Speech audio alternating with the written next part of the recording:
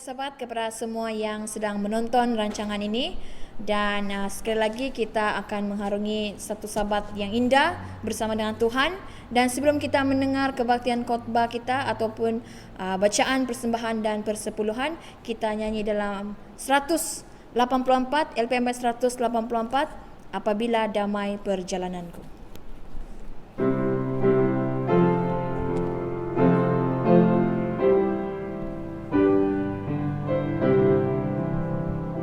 Ready, sing. Apabila damai perjalananku, atau ombak keras memalu, apapun nasibku, aku berseru, baiklah bagiku, baiklah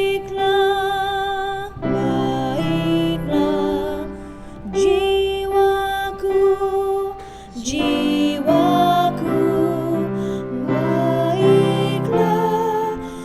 baiklah bagiku.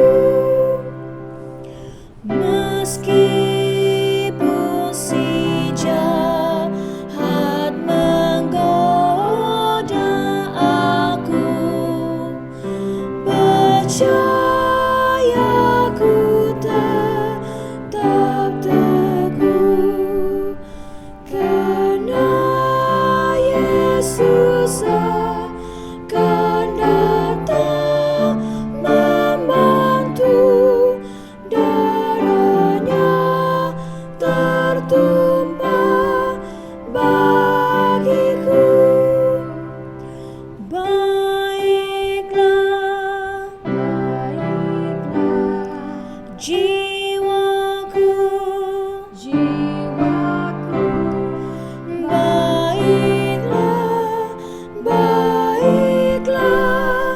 bagiku.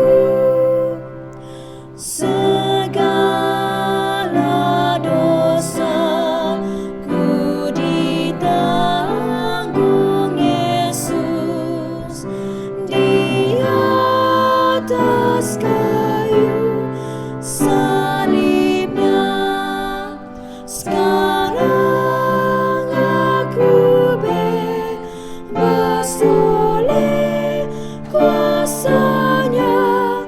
Pujilah Tuhan, hai jiwaku. Baiklah jiwaku,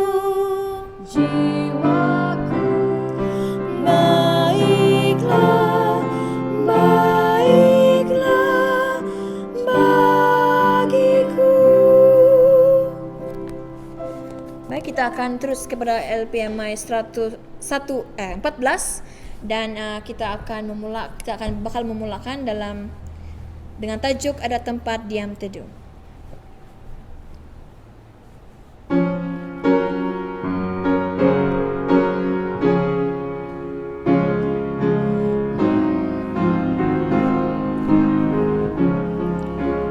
Ready, sing.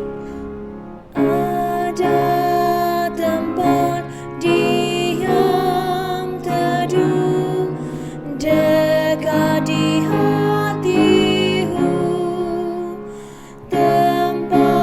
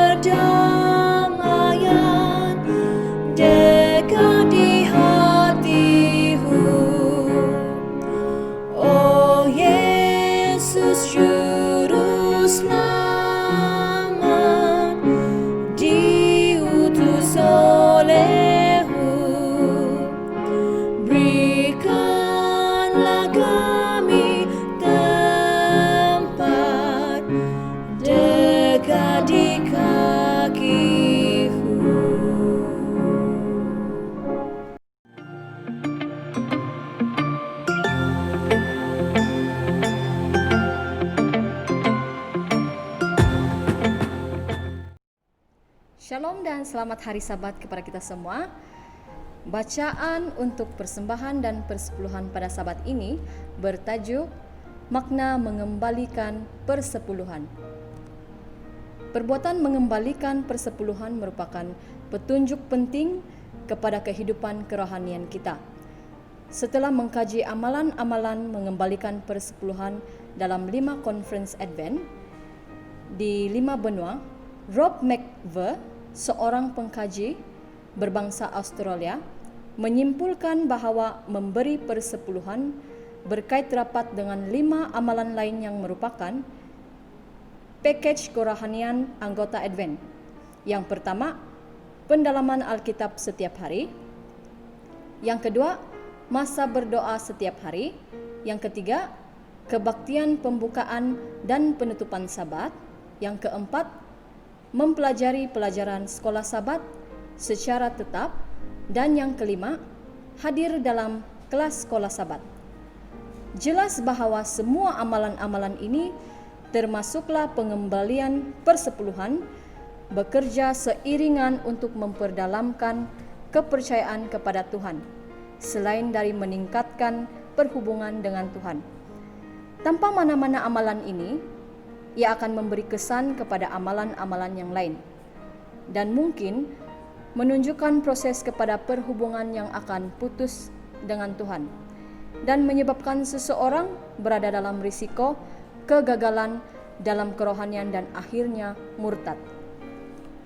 Satu daripada tanda-tanda kebiasaannya seseorang itu mula kehilangan kepercayaannya kepada Tuhan adalah apabila dia mula berhenti mengembalikan persepuluhan. Mereka mungkin berfikir, jika tidak ada Tuhan di syurga, Alkitab tidak boleh dipercayai, atau jika Tuhan itu lemah, tidak mampu untuk menunaikan janji-janjinya dan memelihara saya perlu menjaga diri saya sendiri. Mengapa saya harus memberikan uang kepada orang lain? Namun, bagi kebanyakan anggota Advent, mengembalikan persepuluhan merupakan satu amalan yang sentiasa mengingatkan mereka bahawa ada Tuhan di syurga. Dan firman-Nya masih terpahat dan bahawa pendapat mereka tidak dianggap sesuatu yang remeh. Sebaliknya dilihat sebagai sebahagian daripada berkat Tuhan. Ia merupakan peringatan secara tetap bahawa Dia, Tuhan, mempunyai kuasa ke atas peristiwa-peristiwa kehidupan. Bahawa Tuhan adalah pencipta dan pembekal dan penebus. Dan bahawa Tuhan berupaya melakukan lebih daripada apa yang kita minta atau fikirkan. Rayuan untuk kita semua pada Sabat ini, pernahkah Anda berfikir bahawa pola pemberian persepuluhan mencerminkan perhubungan Anda dengan Tuhan dan kepercayaanmu terhadap firman Tuhan? Dia mengundang Anda untuk mengaplikasikan kepercayaan kita semua kepada Tuhan dengan mengembalikan persepuluhan dari segala yang Dia berikan kepada kita. Dalam Mazmur 34 ayat 8, kecaplah dan lihatlah betapa baiknya Tuhan itu. Berbahagialah orang yang berlindung kepada Tuhan. Baik, mari kita berdoa. Tuhan Bapa di syurga, pada saat ini kami bersyukur dan memuji Tuhan untuk kesempatan walaupun di mana saja kami berada. Terima kasih atas peluang untuk mempelajari bagaimana untuk kami setia kepada Tuhan, mengembalikan persembahan dan persepuluhan kami di dalam kehidupan kami. Tuhan, berapa saja yang kami kembalikan kepada Bapa, belajarkan kami, tunjukkan kami bagaimana untuk kami ikhlaskan apa yang akan kami berikan dalam kehidupan kami. Dan Tuhan, berkatilah segala yang sudah kami usahakan dalam kehidupan kami, biarlah itu juga menjadi berkat di dalam pekerjaan Tuhan. Dalam nama Yesus kami sudah berdoa, amin.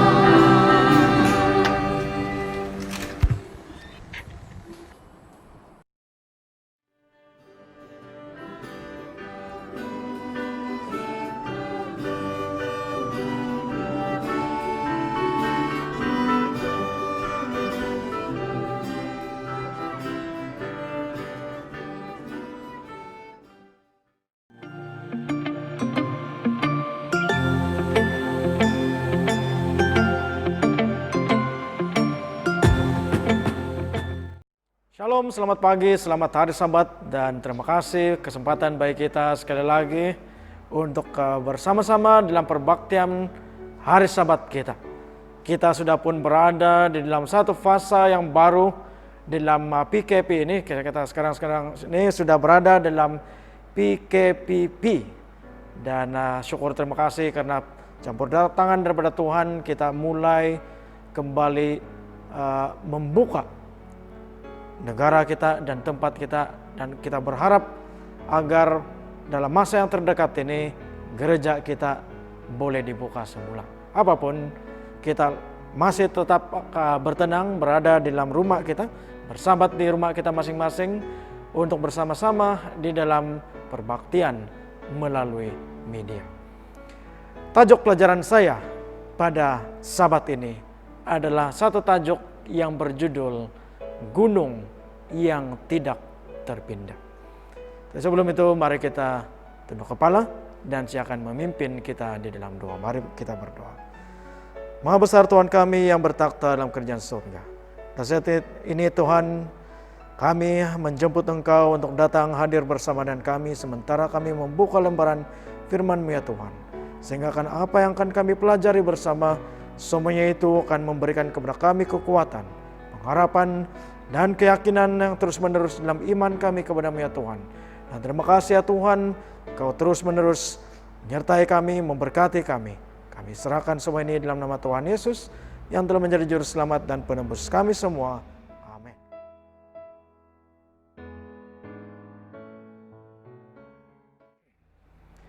Gunung yang tidak terpindah.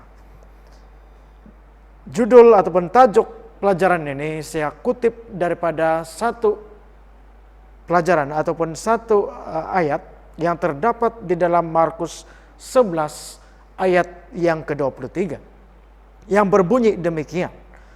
Aku berkata kepadamu, sesungguhnya barang siapa berkata kepada gunung ini, beranjaklah dan tercampaklah ke dalam laut, asal tidak bimbang hatinya, tetapi percaya bahwa apa yang dikatakannya itu akan terjadi, maka hal itu akan terjadi baginya. Inilah satu ayat yang saya pasti semua kita ketahui dan saya pasti semua kita yakini. Ayat yang sangat berkuasa, ayat yang sangat luar biasa. Sehingga kan daripada ayat ini kita mendengar bagaimana janji Tuhan ini memberikan mukjizat demi mukjizat bagi orang-orang yang memerlukan campur tangan daripada kuasa Tuhan. Ada banyak di luar sana kesaksian-kesaksian yang memberitahukan kepada kita bagaimana biarpun secara manusiawi kita sepertinya berada dalam satu keadaan yang terperangkap dan sepertinya tidak ada jalan keluar, Tuhan membuka jalan hanya apabila kita percaya. Inilah sesuatu yang luar biasa daripada ayat ini. Dan daripada ayat ini kita mengetahui Yesus memberikan satu message, mengatakan bahwa kita harus benar-benar percaya dan berpegang kepada janji yang diberikan olehnya itu. Dan daripada iman yang Tuhan maksudkan ini, kita mendengar seperti mana yang saya katakan, bagaimana orang-orang, dan saya pasti mungkin secara pribadi kita pernah melalui mukjizat yang terjadi dalam kehidupan kita. Mukjizat demi mukjizat yang membuatkan kita benar-benar percaya, berpegang terus-menerus kepada keyakinan iman yang kita ada di dalam Tuhan Yesus. Tetapi pada hari ini saya ingin untuk menganjurkan satu soalan. Apakah yang akan kamu lakukan atau saya lakukan apabila gunung yang dimaksudkan dalam ayat ini tidak terpindah? Pernah terpikir ataupun mungkin kita pernah melalui atau kita rasakan bahwa kita pernah mempunyai pengalaman sedemikian. Dan inilah sesuatu yang luar biasa, sesuatu yang sukar sebenarnya. Seperti duit shilling yang mempunyai dua muka di sisi antara satu ini, sisi yang lain dan yang satu. di mana mukjizat mungkin terjadi bagi sebuah kehidupan keluarga ini. Bagaimana Tuhan campur tangan dan bagaimana doa-doa mereka terjawab. Tetapi mungkin di sisi yang lain, keluarga yang lain, bagaimana mereka mendapati sepertinya Tuhan itu tidak menjawab. Sepertinya Tuhan itu berdiam diri. Sepertinya gunung itu tetap berada di hadapan mereka. Sehingga kan mereka merasa begitu mencabar sekali, sehingga kan mungkin keraguan mulai timbul akibat daripada gunung yang tidak terpindah ini. Apakah benar gunung itu tidak terpindah atau bagaimana? Jadi inilah satu perkara yang harus kita lihat dan harus kita ketahui. Kenapa gunung ini tidak terpindah? Ataupun apakah yang sedang terjadi pada saat ini? Jadi adalah sesuatu yang sangat sukar apabila kita berhadapan dengan masa, berhadapan dengan situasi, cabaran di mana sepertinya Tuhan berdiam diri. Beberapa tahun yang lalu saya pernah ditanyakan oleh seorang sahabat, kamu sebagai Kristen, dia bertanya, kenapa kamu boleh bernyanyi dalam apapun acara, apapun keadaan, saya lihat kamu masih tetap boleh bernyanyi, dia katakan. Dan memang benar, kita sementara berada dalam upacara pengkebumian, apapun upacara yang ada, kita tetap menyelitkan masa bagi kita untuk bernyanyi. Jadi apabila cabaran ini timbul, apabila kita yang pernah merasakan cabaran ini, saya pasti secara pribadi kita boleh mengatakan bukan senang untuk bernyanyi dikala gunung itu berada di hadapan kita. Apakah kita masih boleh berharap kepada Tuhan apabila perkara ini terjadi? Dan salah satu daripada apa yang saya dapati apabila mempelajari ayat ini, saya dapati daripada ayat ini dikatakan bahwa ada juga kemungkinan Tuhan membiarkan gunung itu tidak terpindah. Tuhan membiarkan gunung itu tetap berada di hadapan kita untuk tujuan tertentu. Dan inilah yang harus kita ketahui, apakah tujuan sebenarnya Tuhan membiarkan gunung ini daripada tidak terpindah biarpun kita mempunyai iman tersebut. Satu perkara yang kita boleh setujui adalah soalan ini adalah satu soalan yang sangat sukar. Satu perkara yang harus juga kita ketahui adalah mengenai kuasa kedaulatan Tuhan. Tuhan, atau dalam Inggris mengatakan God is a sovereign God. Tuhan itu adalah Tuhan yang maha kuasa, maha agung.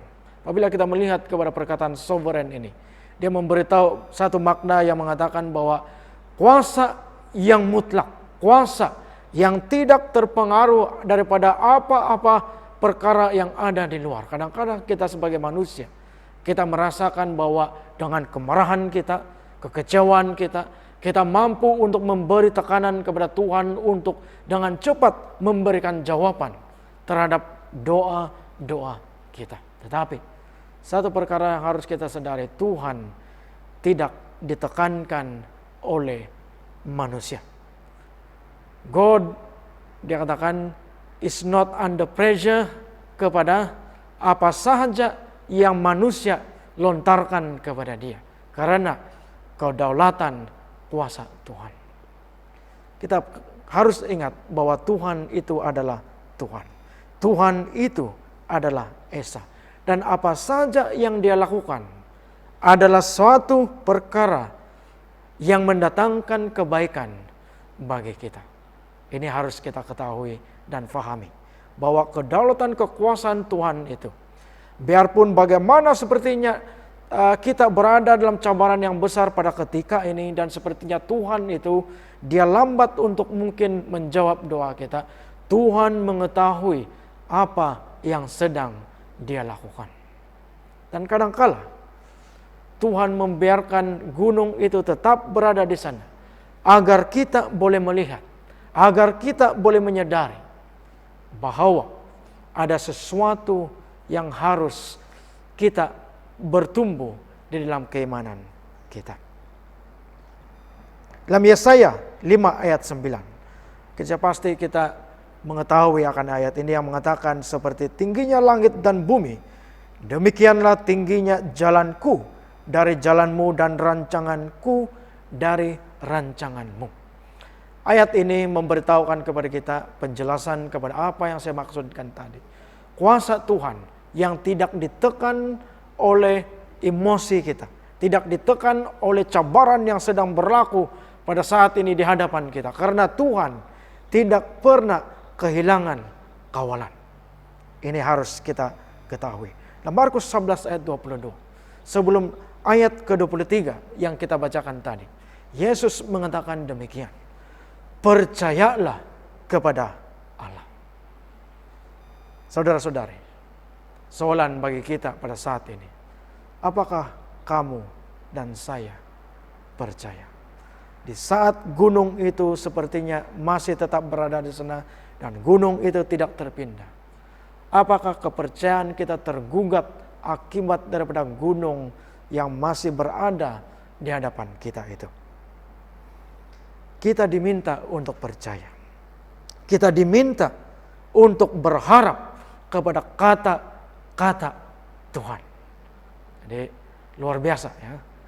Dan dalam Ibrani 4 ayat 7 yang mengambil rujukan daripada Mazmur 95 ayat 7 hingga 8 mengatakan demikian.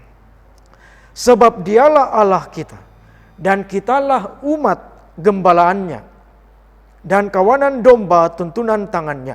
Pada hari ini sekiranya kamu mendengar suaranya, janganlah keraskan hati kamu. Pada saat ini, apabila mungkin kita berada dalam keadaan di mana gunung sedang berada di hadapan kita dan kita dengan iman kita yang ada, gunung itu masih juga tidak terpindah. Tuhan Yesus mengatakan, dengarlah, percayalah kepada Tuhan, dan dengarlah suaraku, dan jangan keraskan hati. Jangan membiarkan keraguan itu menyusup masuk, membuatkan kita ataupun iman kita itu goyah. Karena Tuhan, dia mengatakan demikian, bahwa apabila kita percaya kepada Allah, itulah juga yang menggerakkan iman kita. Kenapa? Dikala kita bersedih, dikala kita kehilangan seseorang, dikala kita berada dalam cabaran yang besar, kita masih boleh bernyanyi. Kita masih boleh berharap. Inilah suatu maksud di mana kita, apabila kita mampu melakukan itu, kita dipanggil sebagai Kristen yang sejati. Karena perkara inilah yang ada di dalam setiap Kristen yang sejati. Kita dipanggil untuk tetap berharap kepada Tuhan, tetap percaya kepada Tuhan, tetap berpegang kepada kata-katanya, dan tidak ragu, tidak berganjak daripada di mana kita berada, biarpun gunung itu berada di hadapan kita. Karena kenapa?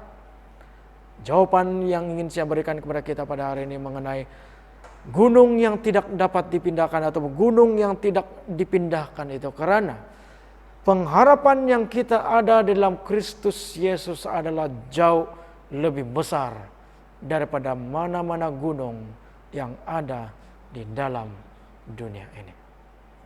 Sekali lagi berbalik kepada persoalan, apakah kamu dan saya percaya bahwa kepercayaan pengharapan kita itu jauh lebih besar daripada gunung yang ada di hadapan kita. Sekali lagi saya ingin untuk tekankan, pengharapan kita adalah jauh lebih besar daripada gunung yang ada di hadapan kita. Ibrani 3:14 mengatakan, karena kita telah beroleh bagian dalam Kristus, asal saja kita teguh berpegang sampai kepada akhirnya pada keyakinan iman kita yang semula. Apabila kita jatuh cinta kepada Tuhan Yesus, ya pasti inilah yang dimaksudkan dengan kasih yang pertama. Kasih di mana kita merasakan bagaimana Tuhan benar-benar adalah Tuhan yang Maha Esa. Tuhan yang mengasihi. Kita terpanggil kepada kasih itu. Dan Tuhan, seperti mana yang dikatakan di sini, menyeru kepada kita untuk berpegang kepada kasih kita itu kepada Tuhan. Biarpun berada di tengah-tengah di hadapan gunung yang sedang terbentang megah mungkin di hadapan kita. Karena kita mengetahui pengharapan kita ini adalah jauh lebih besar daripada gunung yang ada di hadapan kita. Ini adalah berkaitan dengan perspektif. Kadangkala kita terlalu fokus kepada gunung yang ada di hadapan, kita terlupa gunung yang lebih besar di belakang gunung itu, yaitu pengharapan yang kita ada di dalam Tuhan. Ini perspektif, apa yang saya suka untuk lihat di dalam sebuah kamera adalah bagaimana seseorang itu dia mampu untuk bermain dengan perspektif, angle perspektif kamera tersebut. Membuatkan suatu pemandangan yang biasa kelihatan bagi mata kita, tetapi apabila dengan angle perspektif yang tertentu, ia akan kelihatan sesuatu yang luar biasa. Perspektif kita apabila kita meletakkannya itu kepada pengharapan yang kita ada, kepercayaan yang kita ada peroleh daripada Tuhan Yesus, kita akan mulai melihat bahwa pengharapan yang kita ada itu adalah jauh lebih besar daripada gunung cabaran yang ada di hadapan kita. Roma 8:24-25 mengatakan, sebab kita diselamatkan dalam pengharapan, tetapi pengharapan yang dilihat bukan pengharapan lagi. Sebab bagaimana orang masih mengharapkan apa yang dilihatnya, tetapi jika kita mengharapkan apa yang tidak kita lihat, menantikannya dengan takut. Dan inilah pengharapan. Itulah sebabnya kenapa orang-orang Kristen biarpun banyak cabaran-cabaran yang ada. Mungkin orang yang bertanya ataupun orang yang mungkin menganiaya orang-orang yang berharap kepada Tuhan, dan mungkin mereka merasa berputus asa. Kenapa kamu tidak berputus asa untuk tidak percaya kepada Tuhan? Masih ingat Ayub demikian. Iblis bertanya, dia melontarkan segala cabaran yang ada, tetapi dia menunggu akan Ayub untuk mengatakan dia berputus asa, tetapi tidak. Karena kenapa? Karena kepercayaan yang Ayub miliki kepada Tuhan adalah jauh lebih besar daripada cabaran gunung yang dilontarkan kepadanya di hadapannya. Roma 4:20 mengatakan demikian. Tetapi terhadap janji Allah, ia tidak bimbang karena ketidakpercayaan. Malah ia diperkuat dalam imannya dan ia memuliakan Allah. Saya berharap apabila kita berada di hadapan gunung yang kita harapkan agar ia terpindah ataupun dicampak ke laut, tetapi tetap berada di hadapan kita, ingat bahwa ada gunung yang jauh lebih besar di balik gunung cabaran yang ada di hadapan kita, yaitu gunung pengharapan di dalam Tuhan Yesus. Bahwa Tuhan tetap berada dalam kawalan, mengetahui apa yang terbaik bagi kita. Bahwa apapun yang terjadi, kita tetap akan berada aman di dalam Tuhan Yesus apabila kita berharap dan percaya kepada Tuhan. Semoga pelajaran ini memberikan kepada kita pengharapan, kekuatan, penghiburan, sementara kita berada dalam dunia yang mencabar. Kemungkinan pada saat ini ada banyak gunung-gunung yang berada di hadapan kita. Tapi sekali lagi saya ingin untuk ingatkan kepada kita, pengharapan yang kita ada di dalam Tuhan adalah jauh lebih besar daripada gunung yang ada di hadapan kita ini. Semoga Tuhan memberkati, dan untuk menyambut pelajaran ini, mari kita sekali lagi tunduk kepala dan siap pimpin kita dalam doa. Mari berdoa. Maha besar Tuhan kami yang bertakhta dalam kerajaan surga. Terima kasih ya Tuhan, karena kami memiliki kesempatan untuk mempelajari sebuah pelajaran dan peringatan, mengetahui bahwa Biarpun kami mempunyai banyak cabaran dan gunung-gunung yang ada di hadapan kami yang sepertinya tidak terpindah. Biarpun kami memiliki iman. Tapi terima kasih ya Tuhan, karena iman yang ada yang Kau berikan kepada kami itu bukan untuk memindahkan gunung, tetapi untuk kami diingati bahwa pengharapan yang kami ada di dalam Engkau ya Tuhan adalah jauh lebih besar daripada cabaran gunung yang ada di hadapan kami pada saat ini ya Tuhan. Sehingga kan kami apapun yang terjadi tetap berpegang, tetap bernyanyi, memuji, memuliakan nama-Mu ya Tuhan. Terima kasih ya Bapa. Engkau menyentuh setiap satu kami, para pendengar pada saat ini ya Tuhan, yang mungkin pada ketika ini mempunyai gunung-gunung yang ada. Kiranya Tuhan berikanlah setiap mereka dan kami semua ya Tuhan kekuatan untuk mengharungi dan kekuatan untuk mengingati bahwa pengharapan yang kami pegang dan miliki di dalam-Mu ya Tuhan adalah sesuatu pegangan yang luar biasa, pegangan yang jauh melebihi apapun harta benda yang ada dalam dunia ini. Dan bahwa apabila kami dengan sabar menanti kepada-Mu ya Tuhan, Engkau akan menyatakan sebuah pernyataan yang jauh lebih indah daripada apa yang kami ingini ataupun kami kehendaki ya Tuhan. Terima kasih ya Tuhan karena kebaikan kasih-Mu ya Bapa. Semua ini hamba serahkan dalam nama Tuhan Yesus yang telah menjadi juru selamat penebus kami semua. Amin. Terima kasih. Tuhan memberkati. Selamat.